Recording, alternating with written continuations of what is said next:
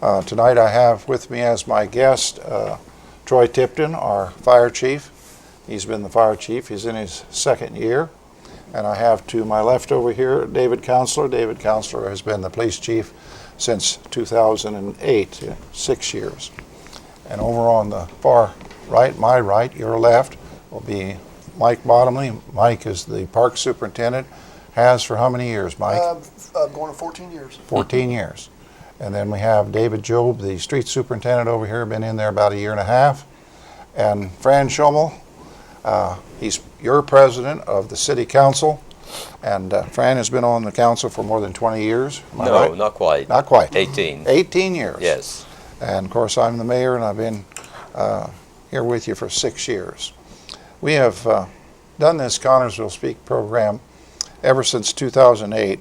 Fran and I work at it. He does the sports shows, and I try to do the shows that have to do with Connersville. And we've enjoyed doing it. Tonight is a little bit different forum than what we're used to, because we want to tell the public exactly what's going on. About a week ago, Tuesday, I declared a financial emergency. And the reason that I did it is because Julie Greason and the girls in the clerk's office were calculating how our funds would be spent from January 1 of 2014 until about the third week in June when we get our tax draw. And a little bit of history, everybody knows they pay their taxes in the spring, they pay them on the 10th of May. And they pay their taxes in November on the 10th of November unless it's a holiday or Sunday. Those taxes then are calculated and they work with them, and the city gets their portion about the third week of the month after the taxes are collected. So in the spring we get our tax draw, and that's what we call it, a tax draw. We get it sometime in June, maybe the third week. In November we don't get the tax draw until about the third week in December. That varies somewhat. So each time we get that, we can kind of calculate where we were. There are those people out there that are saying, well, why'd you just come up with this now? Because it's like a gambling game, because we don't know how much tax money we're going to get. We know what the budget is, and the budget is just a plan of spending. And after you get your tax draw and you start to pay the bills and you see how the year is going, then you can kind of tell where you are. However, I think that every member of the city council, every department head here will tell you that ever since 2008, I've been warning them that things are tight. We have to be careful what we do. And we've gone on that assumption. This didn't just happen. It's just that we are recognizing now that we have to do something more drastic than what we've done over the past 6 years. By attrition, we have been eliminating employees for the six-year period.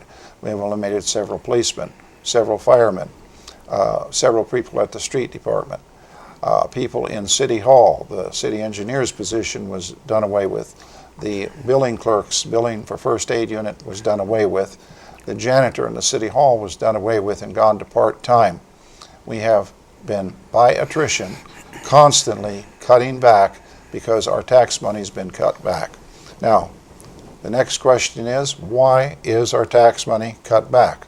Well, first of all, in March of 2008, Vistion closed its doors and the last people left. The taxes on Vistion came in the last time in 2009. We collected those taxes. That was the last tax we got on that building. It was significant. The assessed value was about $120 million. And you multiply that by the tax rate, we no longer got that. Then in 2009, the state of Indiana put tax caps on. And John Baker says you need to explain to the public what tax caps are. We work with it every day. We understand it. Tax caps were put on so that the assessed value would dictate the amount of tax you pay on your property. For instance, if you have a house that's worth $100,000 and it's assessed down at the courthouse by the assessor for $100,000, you can't pay more than 1% of that as your taxes. Your taxes would be $1,000 for that year, and you'd pay half in the spring and half in the fall.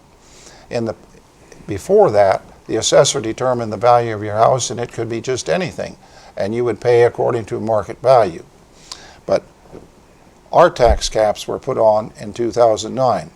Now, when the legislature did this, and I was in on all of that, we went back and forth to the State House. All the mayors in the state were involved in it. We fought it. We didn't think it was a good idea.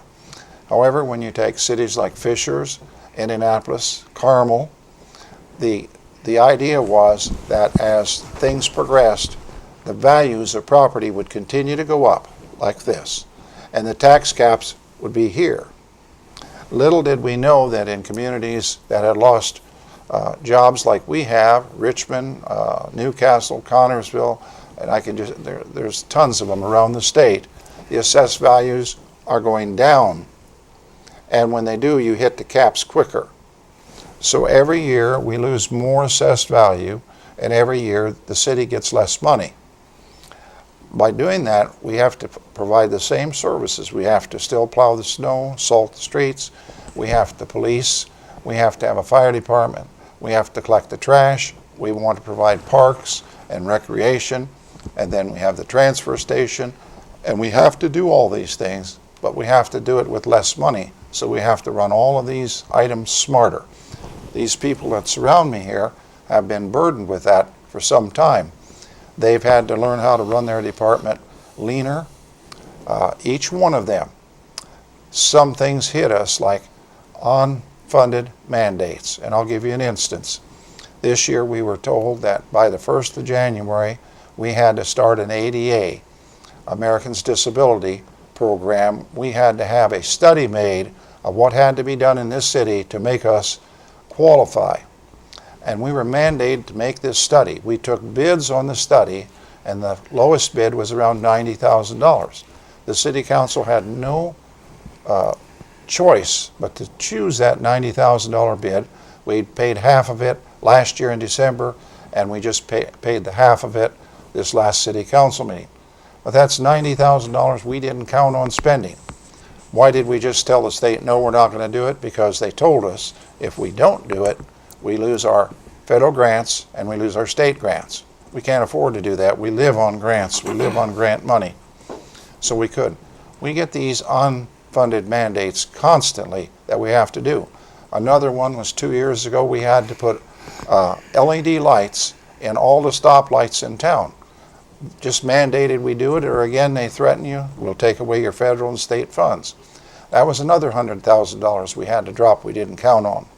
So when these things come along, it drops money out of your tax base. So tonight I've got with me the fire chief. I'm going to start with him, and I've asked the department heads to go into their department, and we've ordered there'll be no overtime. Overtime we'll spend in the neighborhood of what, Fran, $150,000 a year? 150 to 200,000 a year across the city? Yes. Oh, yes. That's the minimum, yes. So we've ordered there'll be no overtime. That puts a burden on the fire chief. How's he going to run his fire department with no overtime? Go ahead, fire chief. Tell them what you've been trying to do. Well, we're working with scheduling right now and talking to the guys and seeing how we can get through without breaking the federal law on FLSA and some state laws. We worked on that for about 4 hours this evening before I came here, and we've got some ideas we're going to try. We're trying to keep any way we can from closing stations, but it is going to happen with the manpower we have. Now, when you say you're going to close stations, Brownouts. that's going to be a day at a time here and there. A day at a time here and there, and trying to keep it to a minimal. We just got to see what we can do. Okay. But we're doing the best we can with what we have. Okay. Everybody's trying to work together and putting, we'll get through it. Okay. When we recognized about 2 weeks ago that we had to take some drastic measures, we couldn't just go with the things we've been doing, Julie and I sat down and tried to think, what can we do that will hurt the town, hurt the employees, and hurt all of us the least? So we came up with no overtime and take away clothing allowance. Clothing allowance amounts to about $100,000 a year. Now, I'm not talking about the clothing they wear to fight a fire. I'm not talking about the clothing that the police wear. I'm talking about just their clothing allowance, that they can buy new uniforms or they could buy new civilian clothes. That's the clothing we're talking about. We still furnish all the protective gear for firemen. We still buy the things for the... And Mike came up with a program. His people volunteered. And tell them what you did up there, Mike. Well, I mean, anytime we talk about budgets, cutting, you worry about how things are going to get done. But my department has been very great about everything. My union guys, my salary employees, we sat down trying to find ways we can cut the budget. We're not worrying about the other departments, but we're trying to, what we can do to cut our budget. And the viewers understand that the Parks Department has their own tax rate and own budget. So our budget is $850,000, which is 7% of the city budget right now. So my goal this year is to cut 3% quickly. Then at the end of the year, try to make that about a 5% cut, which is about $42,000. One of the things the guys came up with, they've been, like I said, very flexible. They get uniforms to wear to work. They decided to cut that out and just wear a park t-shirt and blue jeans, pretty much what our summer kids wear, and that'll save us just $2,000 right there. So that's just one of the little things that we're doing right now. We're going to cut our summer help in half. That is the kids who mow and weed eat. The other areas, such as summer discovery and the pool, it's one of the things that has to be ongoing throughout the year. But our goal is to cut 10% of staff throughout the year. Not really let any kids go, but just kind of watch their hours. When it's slow, send them home. Those are just a few things we're trying to cut our budget with. Yeah, I've had suggestions at the mayor's office. Several people have called me and said, close the pool. Would that save any money? The past 5 years, we've made money. Last year we lost $1,000 due to the weather, but the 4 years before that, we have made money. We still have to pay the pool bond, so Doesn't make much sense. that really wouldn't make much sense. Yeah. And after all, we have to give something back to the people that do pay taxes. Yes. And David, what are you planning over there? I know you've already lost one man since this has started. Yeah, I lost a man Friday. He quit on his own and Took a new job. Took a new job, so he's okay. That'll save about $45,000 a year just there. And the people have come together, and I've sat down and with them, and I sat down with the mayor. We came up with some ideas with the transfer station with the mulch and stuff down there, maybe doing something. We're not going to have any summer help this year at Let me hold all. it right there. We have a call. David, I'll come back to Okay. you. Pam, I believe, on the phone. Go ahead, Pam. Go ahead, Pam. Hello. I have a question. Okay, go right ahead. Okay. I would like to know if the money that was spent for carbon motors has helped put us in debt so much. Okay. Well, first of all, Pam, I'll tell you that we're not in debt. That's Okay. That's not where we are. Okay. Secondly, the money that went to carbon motors came from a fund called the Riverboat Fund, which was, there's two riverboat funds. Let me explain that to you. Okay. Each year, every city in the state of Indiana gets a part of the gambling money. Our part of the gambling money used to be around $90,000 a year. Since they have casinos and stuff in Ohio, ours is going down, and I think Julie thinks we'll get about $79,000 this year. Yeah, Then I on- was afraid that was going to happen. Right. Then on top of that, there's the casino money. Every county that is joining the county that has the casino and the next county that joins it is eligible to apply for grants. When we were trying to lure carbon motors here to produce jobs through IEDC, the Indiana Development or Economic Development Corporation in Annapolis, they sponsored a grant through the riverboat. They gave carbon motors the money. That's where the money came from. It did not come from the tax money. It did not come from the city coffers. Okay. Now, I will tell you this. I want to be perfectly honest with you. Okay. For the years since we got the building until this year, we have mowed the grass there and sprayed the weeds. So Well, I didn't know that. I knew someone was maintaining that was an expense to the city, and we did it with college kids through the street department. Also, the city paid the fire insurance on the building, and we paid the light bill. However, we had all the lights turned off. Right, but there's still a bill. Okay, those are the things that the city actually paid up there. Now, people say, well, why did we waste our time and money on carbon motors? And let me give you an explanation. Okay. When that building was vacated in March of 2008, it went into bankruptcy. And when it went into bankruptcy, it was just standing there in limbo. Nobody knew who was going to get the building. There was a tremendous environmental issue under the building, under the airport, and over toward the river. That had to be taken care of. So we petitioned the bankrupt court to give us the building because we wanted to put carbon motors to produce police cars in there. Right. At first they said they wouldn't give us the building. It had a value of about $5.2 million, and it could be sold to help pay the debtors of Vistion. But because the state of Indiana, both United States senators and the governor went to fight for us, they gave us the building for $1. Now, when we got the building, then we went to the brownfields, John Baker, myself, the economic development people, we negotiated a deal with the brownfields in Indianapolis, and we are cleaning up the building. And I can tell you today, underneath the building, we are no longer having to inject it with oil. It's pretty much environmental okay.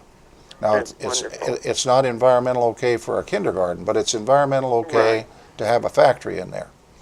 Right. Okay. We still have a big problem underneath the airport, and we still have a big problem underneath the road on Waterloo Road toward the river. And it's been our goal not to allow that contamination to hit the river, because that's where underneath that river is where we get our water from. Right. Okay, now, the reason I told you all this is because if it hadn't been for carbon motors, we wouldn't have got the building. It would be laying there in shambles today, weeds growing up around it, rusting down and falling apart. And they would fight in the bankrupt court for the next 10 years who was responsible to clean it up. We took it on to clean it up.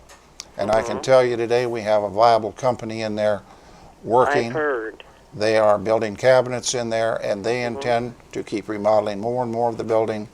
They're doing great up there, and it's because of carbon motors that we were able to get the building, we're able to clean it up. Well, see, that's wonderful. I didn't know that at all. I didn't know any of this. Okay, that's the reason we're holding this program tonight. We want to explain right up front and honest. Yes, we spent money mowing the grass. We spent money paying the insurance, the fire insurance, and we spent money to pay the lights when we had to turn them on, like to show the building to somebody. So, but all that big money came through a grant through the Riverboat Fund. I see. Okay. Any other questions you have for any of these department heads here? No, I don't think so. I appreciate you calling, and you guys want to comment on anything I've answered? Fran, you've been in on it from the beginning. Well, it's important to know that that money came from Lawrenceburg, and as you say, it was for counties that were adjacent to the riverboat. We weren't really next to Lawrenceburg, but luckily we were next to Franklin County, which was next to the Lawrenceburg County. So that's the reason we came into that money, and the money was used to make the office windows. And that was one of the selling points when Wayzata came to Connersville. They were impressed with what had been done. They knew there still had to be some remodeling, renovation done to the building, but they were pleased that the city had taken the initiative and had completed some of the improvements necessary. So I know people had the wrong impression of just what happened at the Vistion building, but as the mayor explained, that's the story. Okay. Can I add something? Well, Yeah, I Fire think- Chief wants to add something I here. think the confusion Okay. comes to how the grants was administered. The grants were, the funds had to be given out by the city's clerk's office. The checks had to be cut that way. So when people would see on TV that the city had given these funds out, although they were from a grant, they thought that they were from the city money. And I think that's where a lot of confusion came from. I think you're right. You are 100% right. A good point, Troy. Yes, the people thought that they didn't realize it came from Indianapolis. Indianapolis had okayed that. All we had to do was complete the transaction, but the money did not come from Connersville taxpayers. Okay. Well, thanks a lot for calling, Pam. Well, you're welcome, Leonard. Thank you. Okay, good night. Okay, go ahead, Dave. You were talking about your plans to save money at the street department. Yes, with the city workers, the street department people, they, like I said, we sat down and talked, and we got to the compost side and maybe doing something different there with the compost, because sometimes that is a cost for the city to mulch it and so forth. So we're looking at things there of maybe streamlining and making that a little bit better for the community to be able to use it. We're on our recycling. We've decided now this past week to go after a program with the recycling bags to charge $3.50 per roll of bags, which is 50 bags. And I've had several comments about it this week, and most everything has been pretty positive about it. That where else can you buy 50 bags for $3.50? So I'm thinking that program is going to work well, just because of the response I've gotten this week. The reason you're doing that is because those bags cost the city about $15,000 a year. Yeah, and they're misused so badly that something was going to have to be done eventually anyway, because we see them in trash cans every day of the week, and we see them on car windows and everything else. So something had to be done about the recycling bags anyway. It was just out of hand, and we've been talking about it. This just brought it to a head a little bit quicker. Other things that we're doing, we're trying to watch our gas. We're as best we can, and in our field, it's hard not to have trucks on the streets doing things.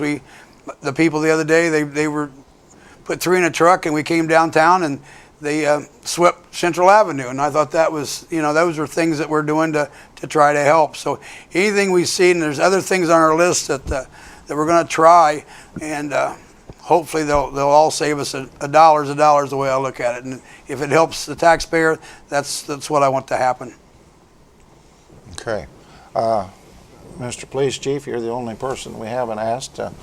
I know you're not going to have any overtime over there, and you're not going to spend any uniform money, so what else are you going to do to curb the costs here? Well, our gasoline consumption has come down already. We're just kind of watching our gasoline consumption.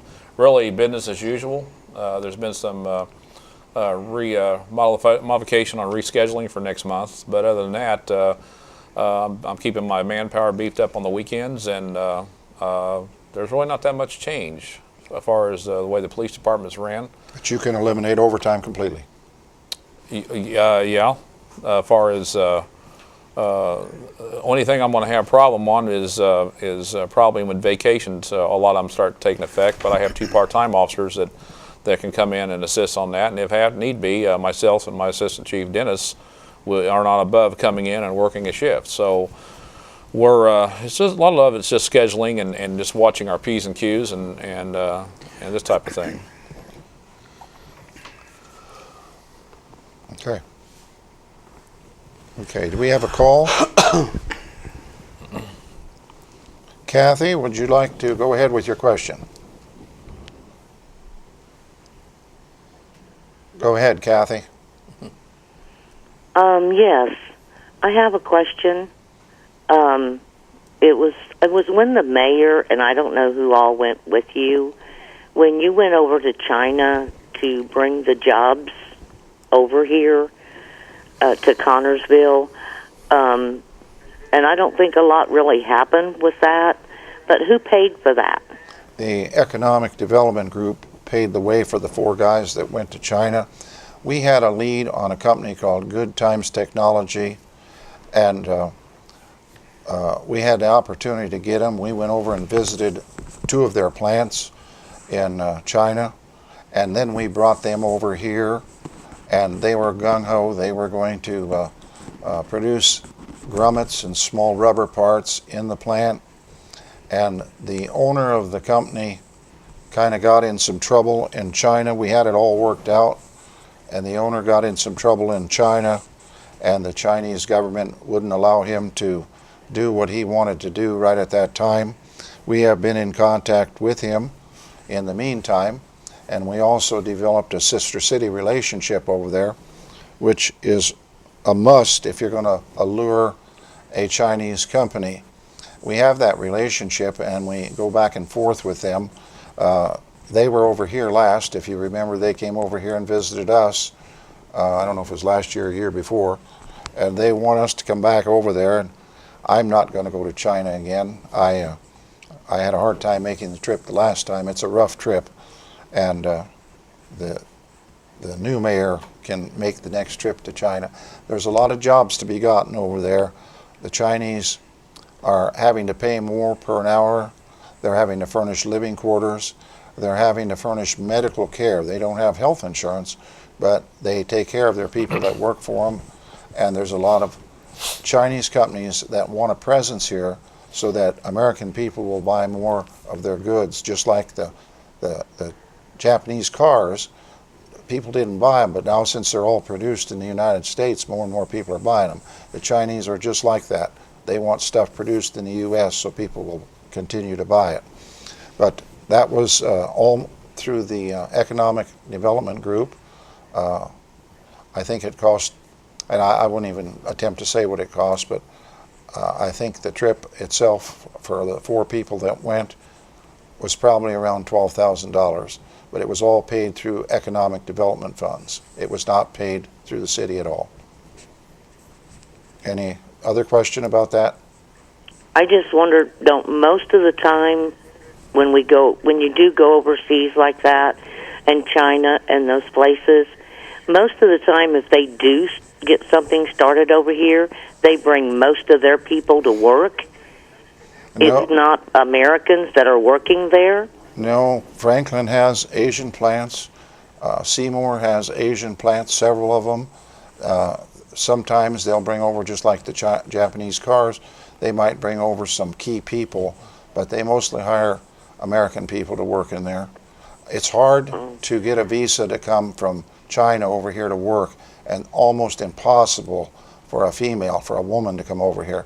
That was part of our problem. The man we were working with, his name was Joe Bo, he could not bring his wife over here. I tried to get her a passport and a visa. I could not do it. I had some high government officials work on it. They could not get it done. They don't hardly let them come over here. That was one of the problems. And he wanted her over here with him. There were 2 or 3 other problems with the whole situation too. But we came very close to getting that Good Times technology here. We really did. And that's what we went after.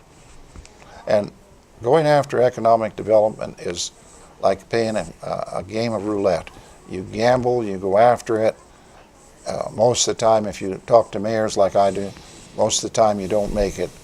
We were lucky. We got Wayzata. We went after them and we got them. We were lucky. We got the company that's got the Union Hall. We went after them and we got them. And several other small companies we went after, and we were lucky to get them. But it's hard. It's very hard. Everybody's in competition to get these places, and it's really rough. Okay. Thanks, Kathy, for calling. Next caller. Go ahead, whoever. Go ahead, sir.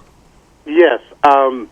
I have a question on saving the city some money. Is why don't we have all of the city employees pay for their own health insurance and everything, like anybody else that would be working in a factory has to pay for their own health insurance? Well, we have union contracts that every mayor in the last 25 years has inherited, and I worked those figures up today so I could tell you exactly. At the fire department, the health insurance cost $606,869.04 in 2013. At the police department, health insurance cost $521,733 $008.92. At the street department and the transfer station, it was $510,251.52. Now listen to this. The police retirees was $621,105.24. And the non-contractuals, that's the secretaries and the people like the clerk treasurer, the mayor, the department heads that are non-contractual, they don't belong to a union, was $274,978.08. For a grand total, health insurance cost the city of Connersville $2,534,212.80. Now remember, I'm telling you, that is only health insurance. The salaries for those groups cost $3,849,022-00. When you add the two together, that takes all the tax money we get. And you're absolutely right. We can't take away the health insurance from these people because it is contractual. We have a union contract with the fire, the police, the parks, street department that we have to honor. It's a written contract. They've had it for years and years. We've modified that contract over the past 6 years and constantly. When I came in as mayor, no city employee was paying only $1 a year. And today, every city employee, including myself, is paying 10% of their health insurance. That has helped us. But this that I just gave you is the city's share. It's not the employee share, it's the city's share. Any other questions? Yes, another question I have on helping save our city some money so we won't be indebted so bad is, and maybe I'm wrong, but I think it's kind of wrong for the police department to take cars home with them. I mean, I understand if they're going to be on duty or something, but I've seen police officers and their families going to church, going to Walmart, going as far as Richmond to eat out, in the police cruisers instead of driving their own cars. Okay. Why don't they drive their cars to work, pick up a police car, and then go on their job? Let me explain that to you. If I saw or I knew of a police cruiser that was at Walmart with his family in a police car, I would put a reprimand in his file. He would be called in, and after 3 times he'd be fired. The police cars that you see going to Walmart and the police cars you see going to Richmond to eat are state police cars. They are allowed to use their car to go any place they want to, and they can take their family. Our police cars can only be driven home after their shift, parked in front of their house, and don't move again until they come back to work, unless they're called in. During the night, they sometimes are called in.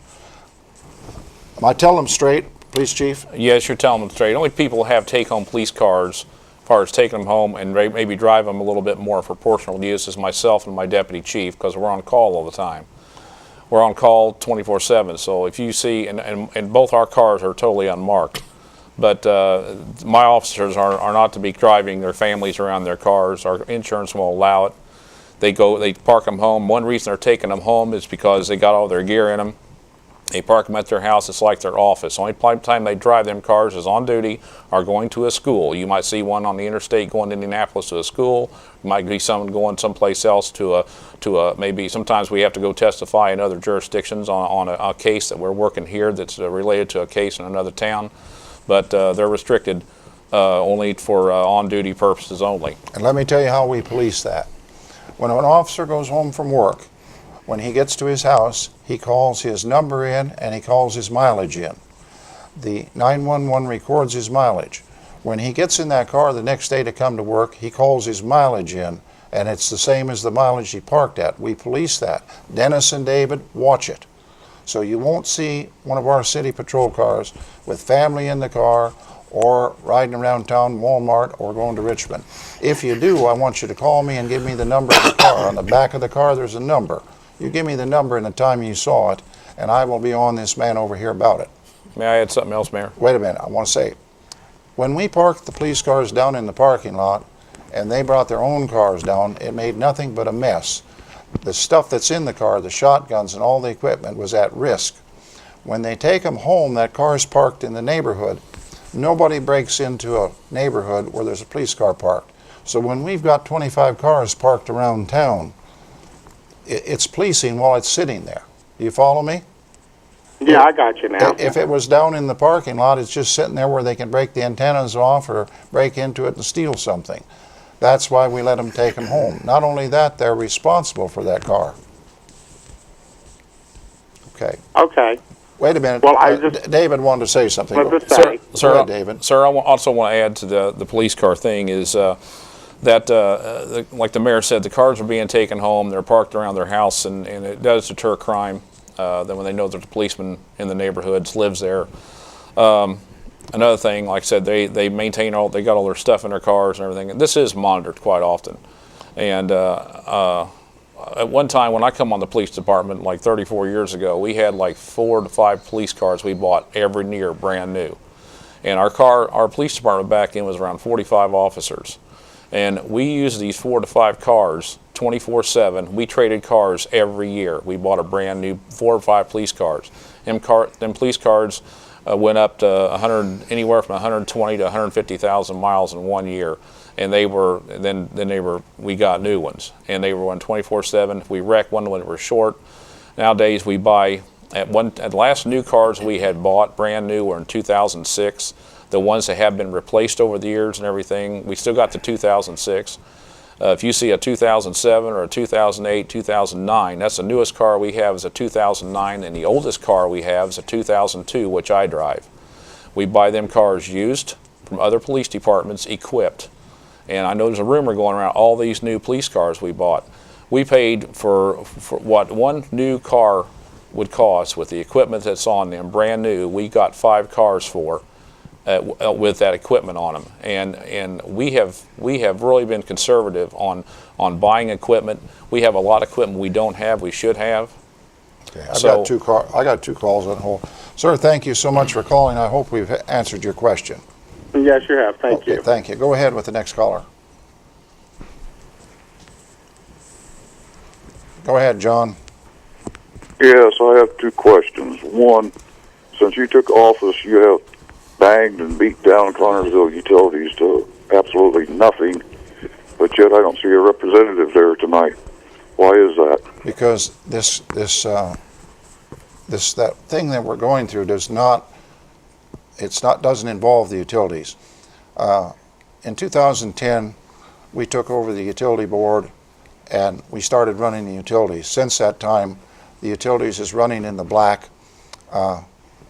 It is running in the black tonight. There's not a financial problem over there. None of these things that we've done today or in the last 2 weeks has anything to do with utilities. The utility department is running. It's not filthy rich. It doesn't have money bubbling out. But we are able to pay the bills over there, and things are okay. And I just talked with John Seaver, who reviews our rates each year in May. And I told him I didn't think we had to even consider raising water rates. I think we can make it for another year or 2. That's why they're not here tonight. This doesn't concern them at all. They do overtime. We're spending money on overtime right now. We're installing meters. I would think, I haven't talked to the guys in the last couple of days, but I would think we probably have a lot of winter things to fix because such a deep frost. But this does not concern the utility. And I have not beat down the utilities. I've tried to hold the rates down, and we've run the utilities as clean and as economically feasible as we possibly can. The water rates have gone up very little, and the sewer rates compared to other communities, and we have great water. We've got great people that work over there.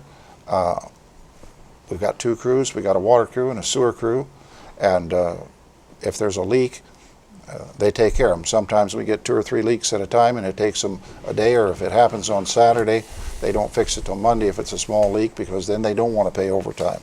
But this problem we're going through financially right now has nothing to do with utilities.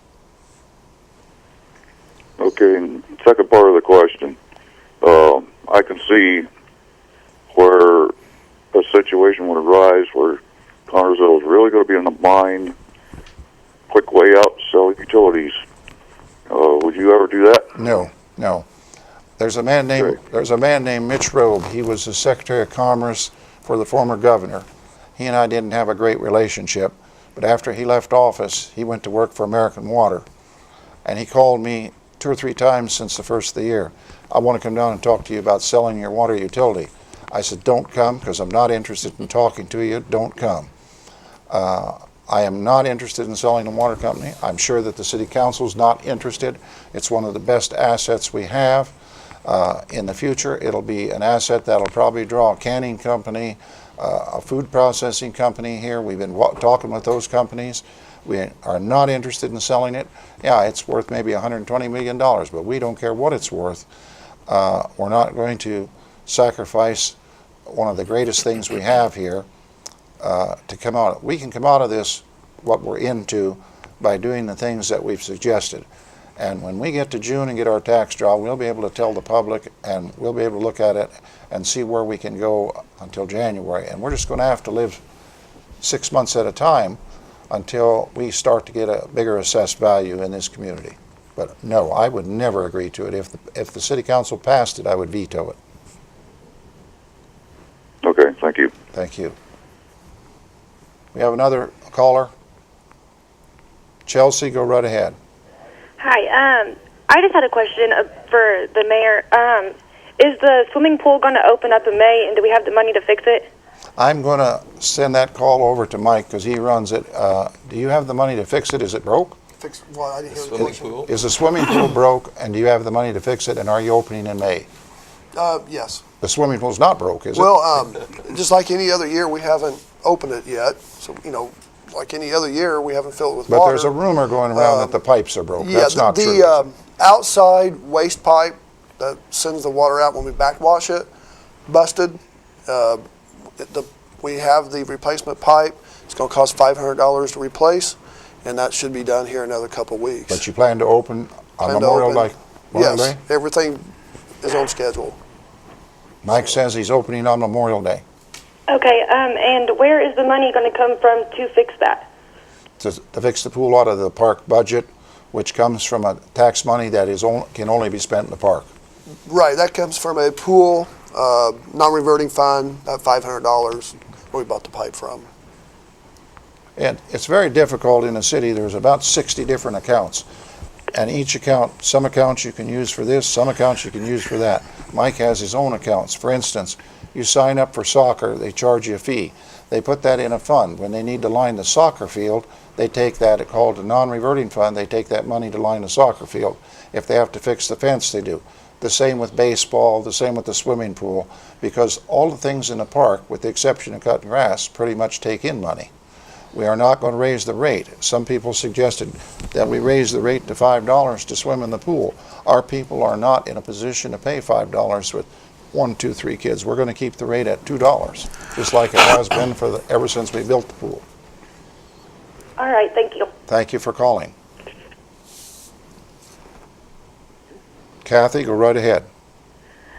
Yes. I'm sorry, I had another question from earlier. The first question I have is to make money. I know that factories and rest and all this, they're going to make more money. But what about a roller rink, roller skating? Cambridge City, as small as they are, they have a roller rink, and I know that there's buildings and places to put it that would bring in money, probably more than the pool, because you could be open year-round, and every child, even elderly people, skating goes from young to old. They drive all the way to Richmond to go. They drive their children to go. They have family nights and go. And they would go right here. There are plenty of young people and people right here in Connersville that would use it. Okay, Why couldn't something like that be done? Let me tell Mike what you've said. Mike, this lady wants to know why you haven't considered a roller rink at the park or someplace that people skate year-round where you'd make money year-round rather than the pool where you just take in money in the summertime. And she suggests that older people, all ages, roller skate.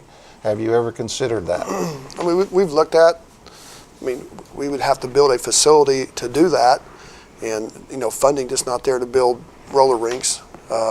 We've looked at ice skating rinks and those type of items, but I think the priority the last 5 or 6 years was fixing the buildings and facilities that we had, getting those in shape, and when that's done, then we can look at other options of recreational activities. But that would, we'd have to build a roller rink to do something like that. Yeah, that we'd have to do that through the recreation department, which is Mike's department. I'm like you. I used to roller skate. I think Grandview Pharmacy is where the roller rink was, isn't it? I don't. Yes. I used to have one. relocated here. I've only been in Connersville 5 years, but I know Cambridge City, as small as it is, has a roller rink. I've been up there and like with I my said, they have kids, family nights, birthday parties. This is something that would bring in some money. Right, you're right. And I've never heard it even brought up here. Really? And they talk about the young people don't have anything to do. Children, there's no place to take them. You either go to the movie or the skate, and the pool is only open in the summer. Yeah, we'll take that. So it would be year-round recreation that brought in money. We'll take that into consideration. I know I it think would it's a cost to wonderful get idea. it started, but it would pay for itself. Maybe somebody out there would like to start a private roller rink. That'd be great too. I think the one at Cambridge is private, isn't it? I don't think it's city-owned. No, I don't think it is city-owned. Yeah. I've been there with my kids hundreds of times. I know. And this is the other question I have. Actually, it's a comment. Here, and I believe that Wayne County is the only county that doesn't do it. This wheel tax, and I know, and I'd never want to see our police department, fire department, nothing like that have to cut anything. They're very important. But when I noticed when you first here a while ago on the show, you said that you have unexpected expenses, and they come in and tell you have to do something. Well, this money comes out whether you got it or not. The state says you have to do it. And the people of Connersville we pay taxes and stuff, things hit us too that we have to do. You might have to buy a pair of eyeglasses and you don't have insurance to cover it. There are so many things, and there's no jobs here. Well, we are getting more, but at one time there were no jobs, just minimum wage, restaurants, whatever. But yet they still didn't consider us and taxed the wheel tax on, and they still tried to do it in Richmond 2 years ago, I know. I read it in the paper, and their council said absolutely not. With the economy the way it was, people were broken up, and they still haven't added it on. But it seems like here, whenever it falls on you guys, it falls down to the people. Well, I understand you need a break, but what about the people? We need a break too. You're right. And, the county puts the wheel tax on, not the city.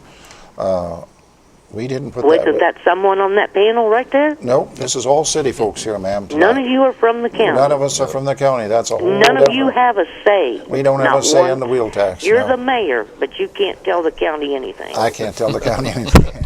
No. They have a group called the County Council. They take care of the money, and they have another group called the County Commissioners that run the county. Maybe we need a mayor for the county, too. Well, they do. The county commissioners act like the mayor, and they run it. You can call Barton Barker. He'll love me for telling you this, but he is the president of the county commissioners. They control the taxes. I just thought we might need another mayor, with all of this. Okay. But that was my whole thing, because I know for a fact it doesn't have to be done because Wayne County didn't do it. They didn't make their people suffer. Right, and I'm with you. Every time I buy a license, I think the same thing. We got another call, ma'am. Thanks for calling, Kathy. Okay, go ahead with your call.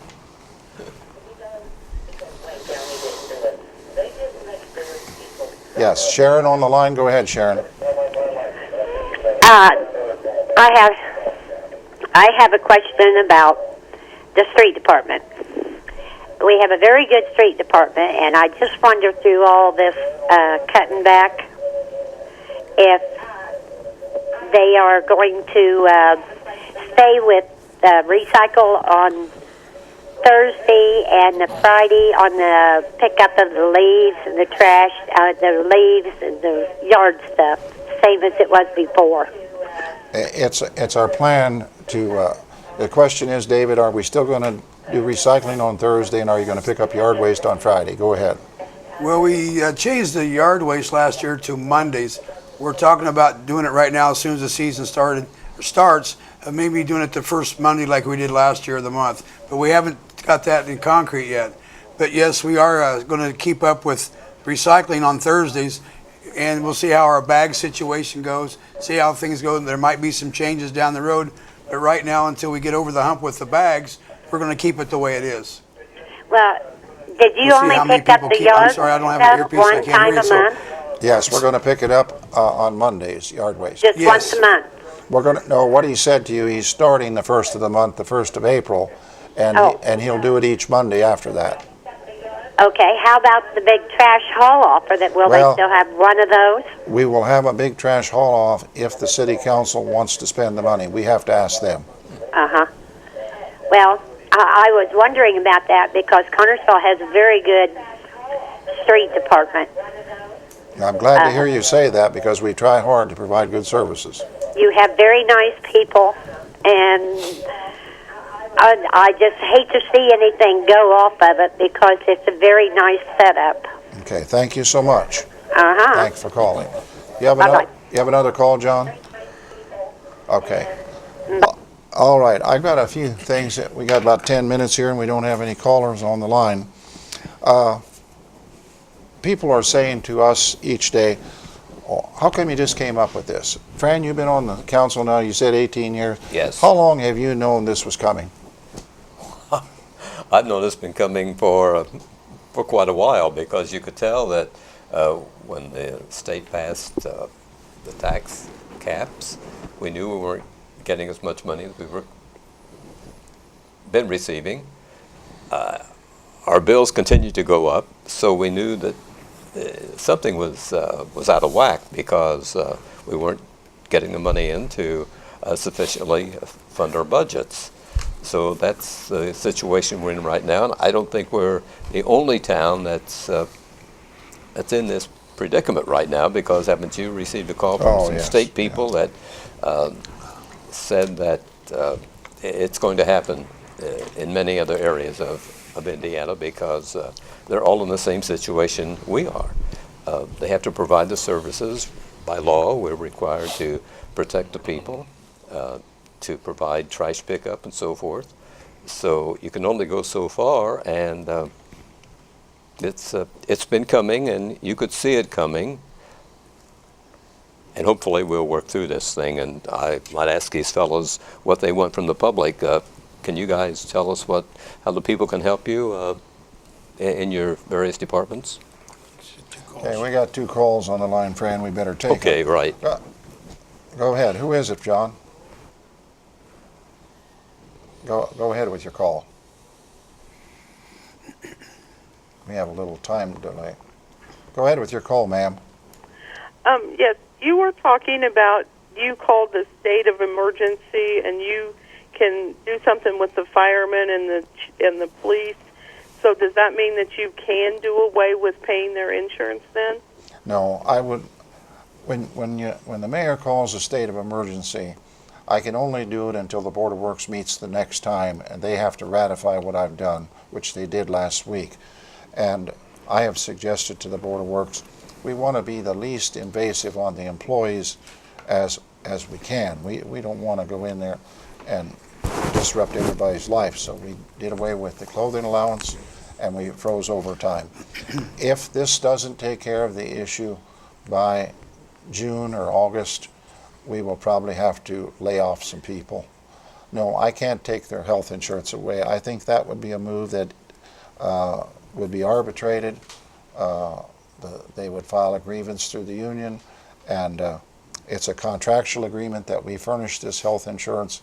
I don't think we can take it away. However, we have asked each time that we've negotiated for them to pay a bigger part of it, and we are looking at ways to. We have 3 or 4 people in the fire department, 3 or 4 people in the police department that have gone on a health savings plan, which cuts the cost of the city's insurance by $4,000.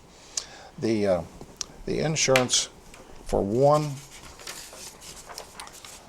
police.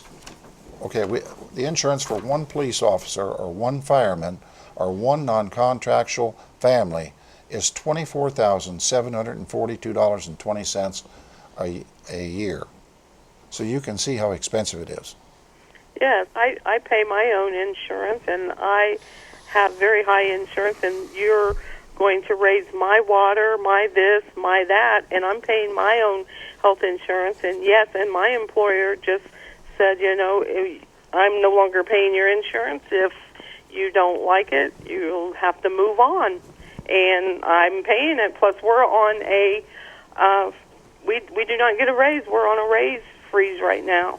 Well, you understand how it is then, and yes, yeah. But I can't afford for you to keep upping my water, my this, my that, while I'm paying everything for myself. I have to pay my own uniforms. I have to pay my own shoes. I have to pay my own cleaning. I mean, they've got to give a little bit too, And we've asked them to do that. We have asked them to do that, and they have pledged to me. The fire department union, the police union, have pledged to me they're going to work with us, and we're going to work through this. And I agree with you. You're preaching to the choir. I agree with you 100%. Thank you for calling. Go ahead with the other call.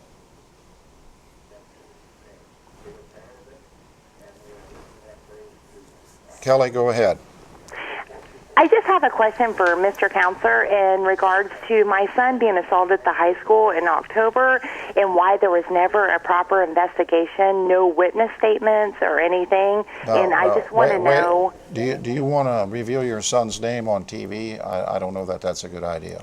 She needs to call me at the police station. No, I don't. But I just want to know if that was the reason why because the city is broke, is the reason why the officer never. Do you know what she's talking about? Do you know what case? Not right off, ma'am. What you need to do is call me tomorrow at the police department. Will you call David?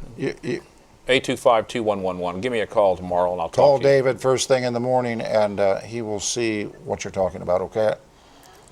I mean, I'd actually like to address it on here if possible. I mean, just simply because there was never any witness statements or anything, and everybody's aware of it. We can't do it on here because I don't want your son's name brought on TV. He's a juvenile, right?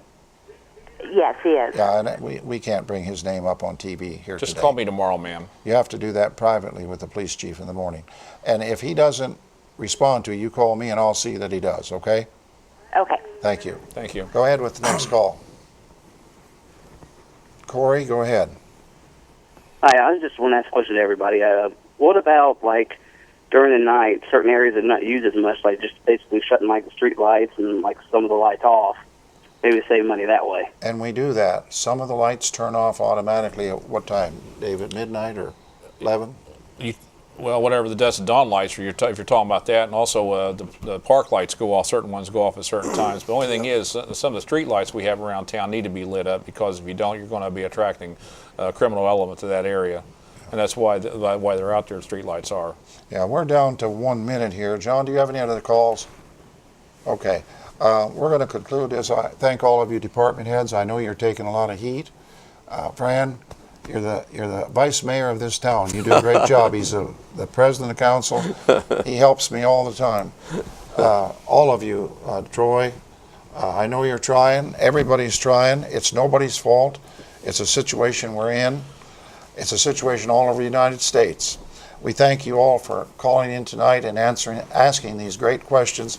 We hope that we've been able to explain a good part of where we are and what we're trying to do. And we hope that you work with us. The citizens need to work with us. If you see a fire station closed for a day, it's just for a day. It'll be open again in a day or two. So we don't have to pay overtime. We're doing these. When you see things happening, work with us until we get through this, and we gain our assessed value. So for tonight, we thank you for coming to Connersville Speaks. We thank you for listening. Thank you for the good questions. Good night, and we'll talk to you again next month.